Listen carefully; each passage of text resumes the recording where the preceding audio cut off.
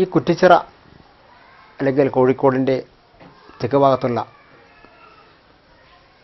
തീരപ്രദേശത്ത് അറബികളുടെ പിൻഗാമികളെ, അവരുടെ സന്തതികളായ കോയമാരെയാണ് നാം കാണുന്നത്. അവരാണ് ഈ പ്രദേശത്തെ മുസ്ലിങ്ങളിൽ ഏറ്റവും വലിയ വിഭാഗം. ഈ ഭാഗത്ത് കാണുന്ന എല്ലാ മുസ്ലിങ്ങളും കോയമാരെന്ന പേരിൽ അറിയപ്പെടുന്നു.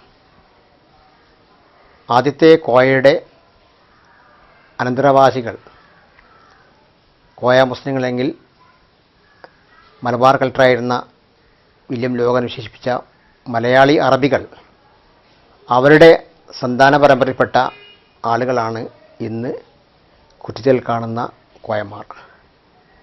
കോയായിരുന്നു ആദ്യമായിട്ട് കോഴിക്കോട്ടുണ്ടായിരുന്ന മുസ്ലിം. അദ്ദേഹം സാമൂതിരിയുടെ അടുത്ത സഹായിയും ഇവിടുത്തെ കോഴിക്കോട് തുറമുഖത്തിൻ്റെ അധിപനുമായിരുന്നു.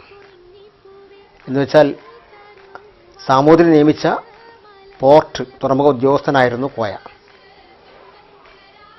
മറ്റൊന്നുള്ളത്, കോയ അറബികൾ ഇവിടെ നിന്ന് താമസമാക്കി. ഇവിടെ താമസമാക്കിയ ആദ്യത്തെ അറബി കോയ എന്ന പേരിൽ അറിയപ്പെട്ടു. അങ്ങനെ കുറ്റിച്ചിറ പോലുള്ള കോഴിക്കോടിൻ്റെ നഗര ഭാഗങ്ങളിൽ, പ്രത്യേകിച്ചും തീരപ്രദേശങ്ങളിൽ കണ്ടുവരുന്ന മുസ്ലിങ്ങൾ കോയമാർ എന്ന പേരിൽ അറിയപ്പെട്ടു. അപ്പോൾ അവരുടെ ഇടയിലാണ് ഈ സവിശേഷമായ കൂട്ടുകുടുംബ വ്യവസ്ഥ കണ്ടുവന്നത്. ഒരുപക്ഷെ നായന്മാരിൽ നിന്നാവാം ഈ മരുമക്കത്തായ സമ്പ്രദായം അല്ലെങ്കിൽ കൂട്ടുകുടുംബ സമ്പ്രദായം ഉണ്ടായിത്തീർന്നത്. അത് പിന്നീട് മാപ്പിളമാർക്കിടയിലും കോഴിക്കോട്ട് പ്രത്യേകിച്ചും വ്യാപകമായി തീർന്നു.